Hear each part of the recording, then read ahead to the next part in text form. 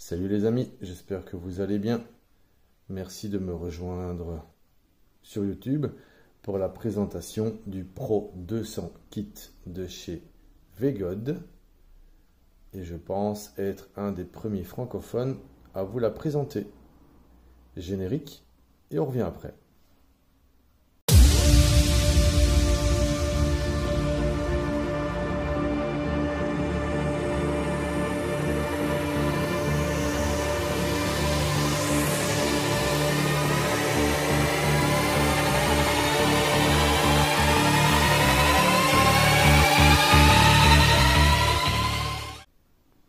Alors, si tu veux voir la vidéo de déballage, je te conseille d'aller sur ma chaîne IGTV. Tu trouveras la description dans le lien.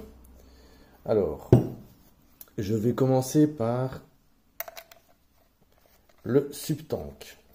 Alors, le subtank, très très beau subtank. Ok, on le voit. Voilà, ça donne un look. Très joli look.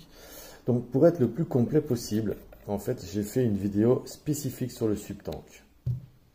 Ok, voilà le petit bonhomme. Voilà le petit bonhomme. Donc, j'ai fait une vidéo spécifique. C'est parti. Alors, ce tank, le voici. Tank Vegod.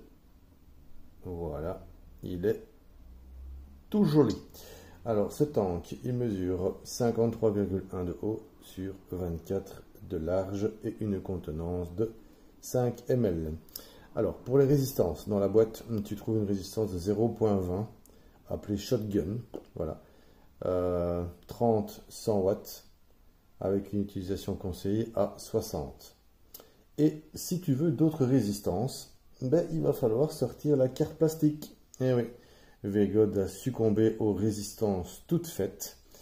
Et les résistances toutes faites de chez Vegod sont vendues par pack de 5 au prix de 30 €.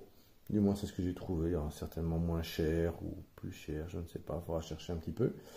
Et donc, tu pourras choisir entre deux modèles. Le 0.20, donc celle qui est fournie dans la boîte, et la 0.4, donc la 0.40.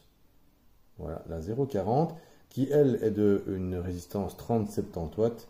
Et idéalement utilisable à 45 watts pour une vape lisse. La 0,20, celle qui est ici dedans, c'est plutôt pour la production de vapeur. Alors, si tu regardes, tu vois que mes cotons sont un peu imbibés. Oui, j'ai dû refaire la vidéo concernant le tank parce qu'elle ne me plaisait pas.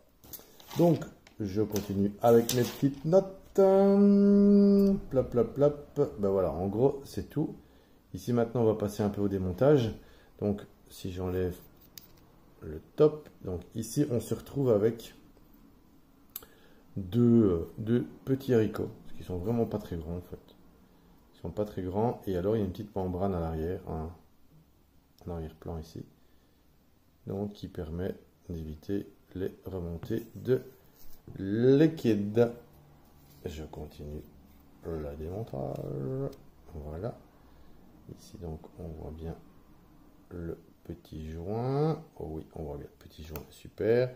Le Pyrex. Alors, les Pyrex, tu en as deux Pyrex. Tu as celui-ci, fourni avec. Et tu as également le deuxième fourni, mais qui lui est voilà, foncé. Bon, ça, les goûts et les couleurs. Voilà, les goûts et les couleurs, hein, comme je dis, chacun fait ce qu'il veut. Alors, concernant la protection de la résistance, magnifique, elle est superbe. Donc, en fait, un peu gunmetal comme ça, d'accord, marquage Vegod, ok, petit joint là, et un dôme pas très grand en fait. Pas très grand. Je sais pas, avec le liquide, c'est pas facile à voir, mais voilà. C'est pas un dôme très grand. Par contre, la protection est vraiment très belle. Je trouve que c'est super joli. Hein, c'est beau. Toujours top qualité hein, chez eux. On va dire ce qu'on veut. Alors, la résistance, bah oui, qui a déjà été utilisée, puisque une fois je recommence cette vidéo. Donc, celle-ci, c'est une 0.20 Je vais m'en foutre partout, je le sens bien. Je sais pas si on va le voir. Oui, 0.20, shotgun 37, 30, 100. C'est bien un. De best à 60. Mais comme, encore une fois, je refais cette vidéo, tu verras par la suite que le best 60, en ce qui me concerne, ce n'est pas du tout ce que je préconise. Mais pour ça, il faudra aller au bout de la vidéo. Le suspense. Alors, ici, on remonte l'ensemble. Dans le bon sens, c'est toujours mieux. Voilà, on referme bien la bête. Et voilà, ça, c'était donc la vidéo de présentation du Subtank Pro Series fourni avec la box. Voilà, j'espère avoir été complet sur ce Subtank. J'espère que je n'ai rien oublié.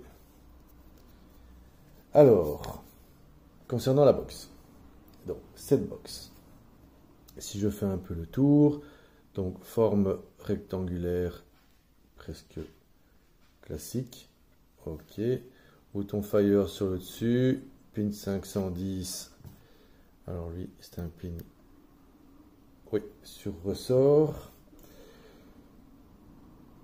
Cette box électro reprend un peu le design de ceci, le Pro Series 2.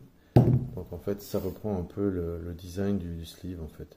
Sauf que la différence c'est que bon, le sleeve c'est du dur, du solide, du bien solide. Et ici en fait non, c'est un touch, c'est difficile à te montrer, mais en fait c'est du caoutchouc. C'est vraiment du caoutchouc, c'est vraiment original, ça tient super bien dans la main. Ça je dois dire, c'est pour une prise en main, c'est vraiment hyper agréable.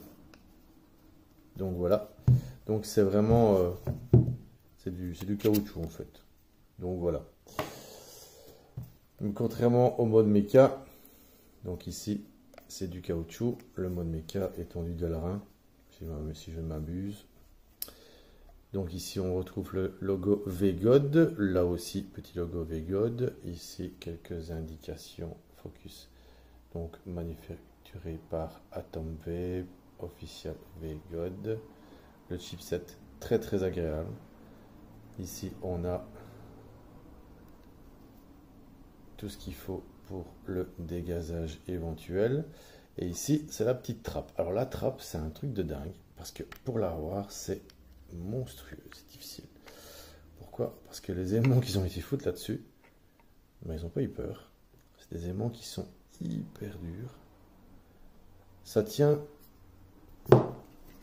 vraiment très très bien. Alors ici, donc, on a une double 18650, petit logo VGOD, et ici sur le côté, je ne sais pas si on va le voir, on a une espèce de petit relief comme ça, c'est très agréable à toucher. Ça ne sert strictement à rien. À ce qui s'appelle à rien, mais c'est beau, c'est joli au toucher. Alors, petit montage quand même des accus, hein.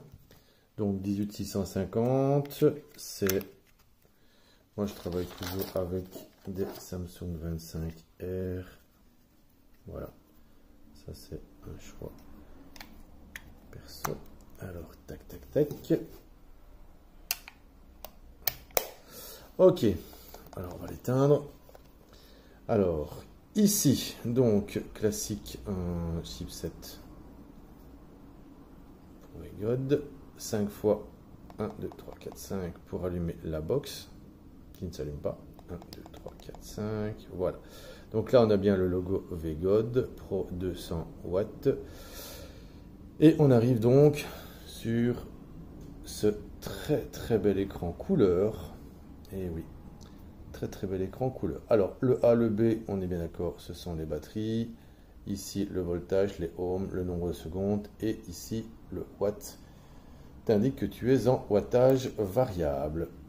Le bouton plus, le bouton moins. Le bouton ici, donc ça c'est pas un bouton, c'est la prise pour éventuellement la mise à jour du chipset. Donc le plus et le moins. Donc si j'appuie sur plus, ça monte. Si j'appuie sur moins, ça descend. Très bien, tu suis. Alors, pour rentrer dans le menu, c'est particulier chez eux. Pour rentrer dans le menu, tu dois appuyer sur le bouton plus et le bouton Fire en même temps. Ok, on est dedans. Alors ici, on arrive donc dans le setting classique avec un système de Advance, Color, Température, Brightness et ainsi de suite. Pour monter, pour descendre, plus, moins. Je descends, je monte. Rien de compliqué. Pour valider, bouton Fire. Je vais rentrer dans, par exemple, Advance. Je valide. Alors, ici, on est bien sur un wattage variable. Il est sur On. Si je valide toujours, là, et que je le revalide, il met sur Off. Je valide On, Off, classique. D'accord?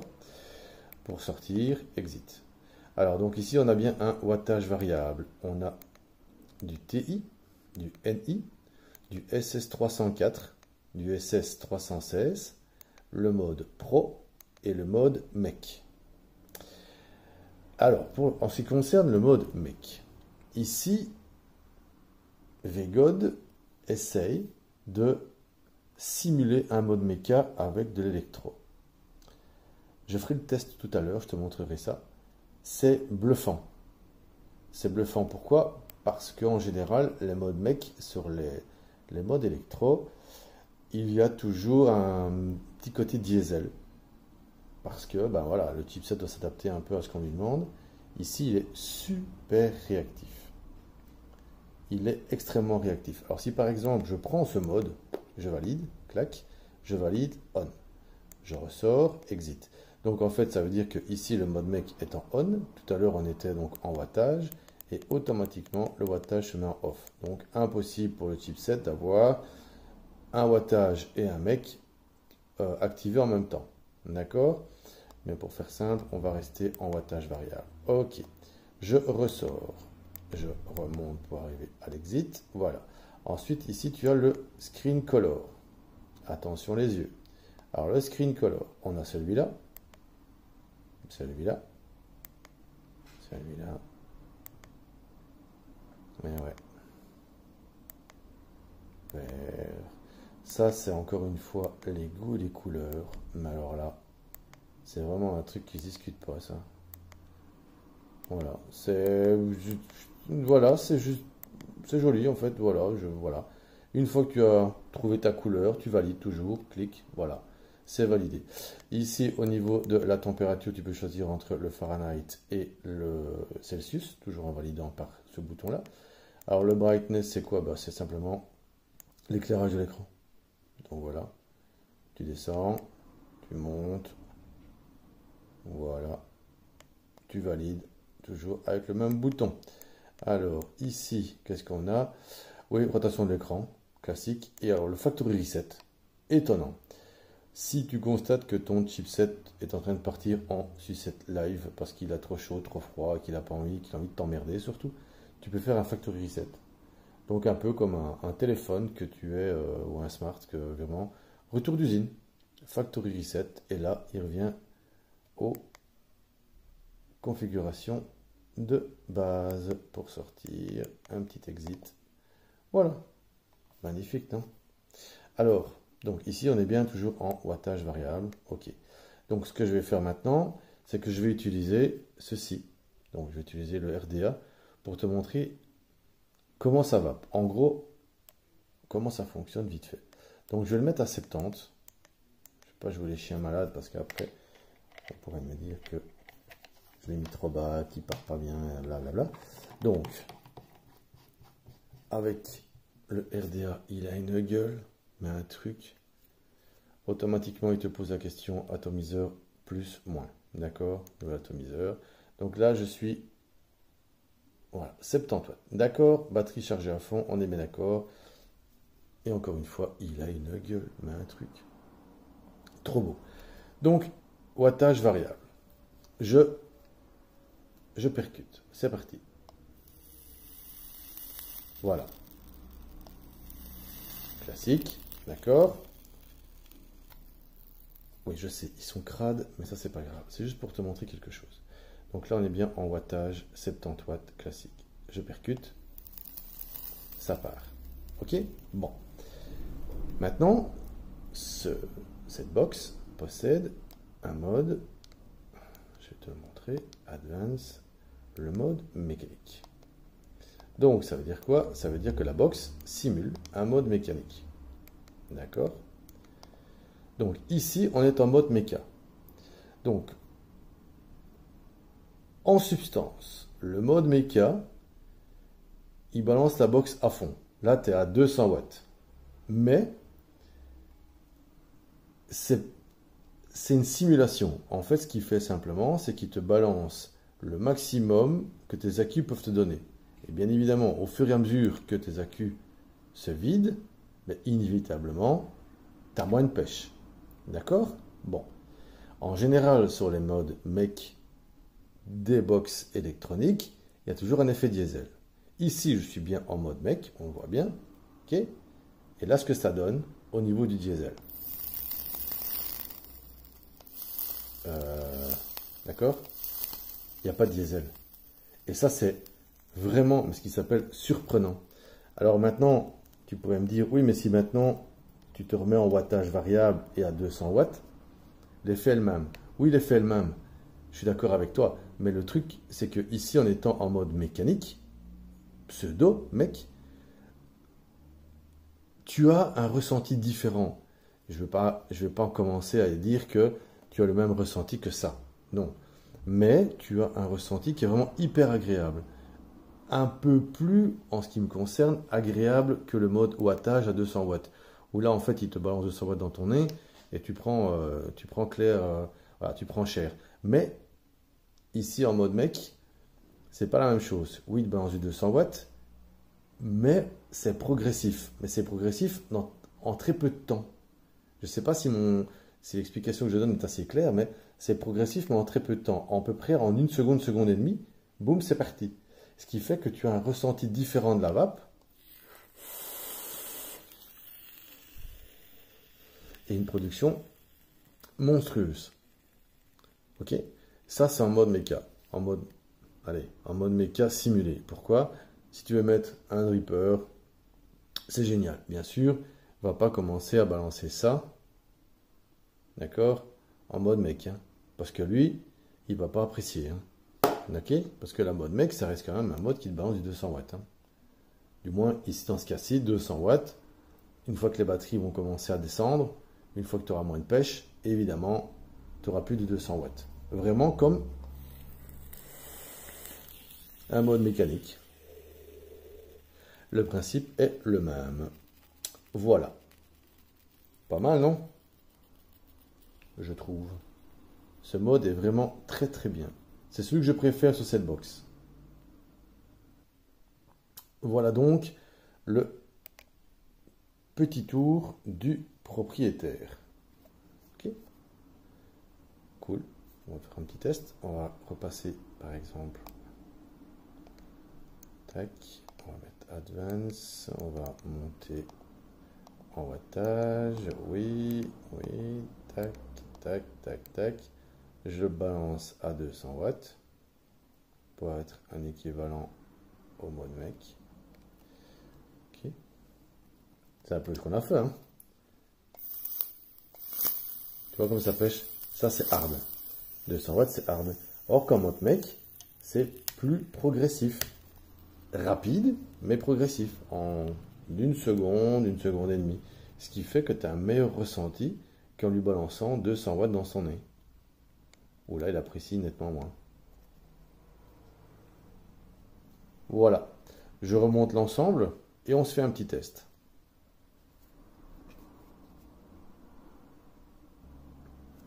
Donc voilà, le subtank est remonté. On a la résistance de base. D'accord. Rien d'extraordinaire. Donc ici, elle est conseillée à 60 watts.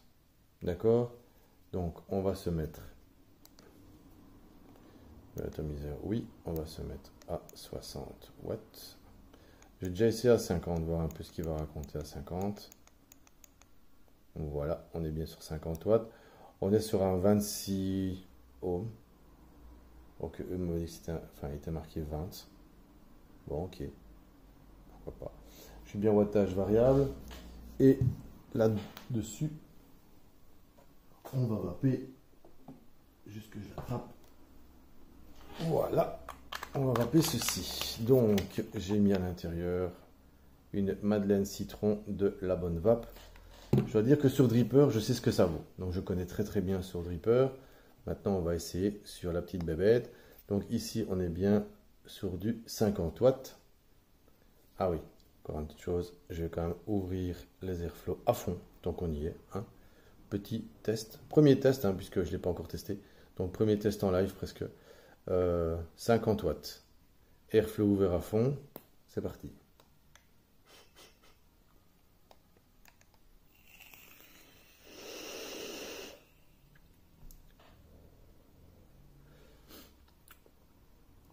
Ouais, ça pêche rien du tout en fait. Hein.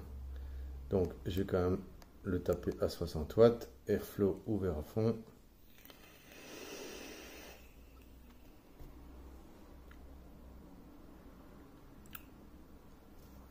Première impression. Les saveurs sont extraordinaires. Deuxième impression. Avec un seul cyclope, ça aurait été largement suffisant. Donc là, j'ai pratiquement refermé de moitié.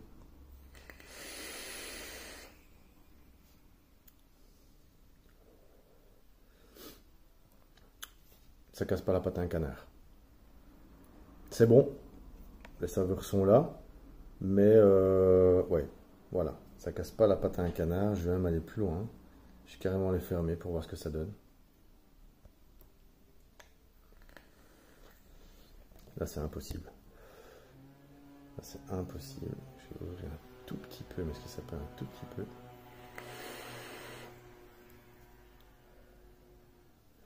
Ouais, les saveurs sont là, hein. Ça c'est évident. Maintenant, je vais monter à 70.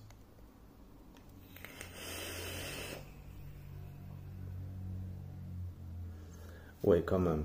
Le conseiller 60, non, ça je suis pas fan là. Hein. Donc on peut monter jusqu'à 100 watts. À 70, on commence déjà à avoir de bons résultats avec les airflows qui sont ouverts. Là, je suis à 75. Ouais, là maintenant ça pêche. Ok, donc 60, c'est un peu bas. En ce qui me concerne, bien sûr. C'est bas. 75, c'est vraiment l'idéal. 75, on peut monter jusqu'à 100. Donc voilà, je peux la taper à 80.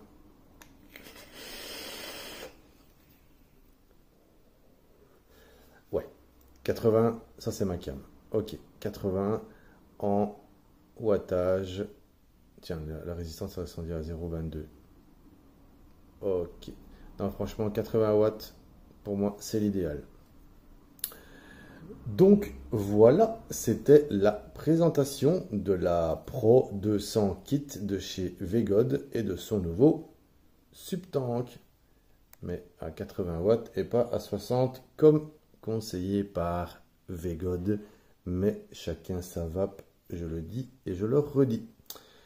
N'hésite pas à t'abonner si ce n'est pas encore fait. Laisse-moi un petit pouce bleu si tu as trouvé la vidéo intéressante. Partage la vidéo si tu veux. Laisse-moi un commentaire, positif ou négatif. Merci à toi d'avoir regardé cette vidéo. Je te souhaite une très bonne vape. C'était Free Vape. Ciao.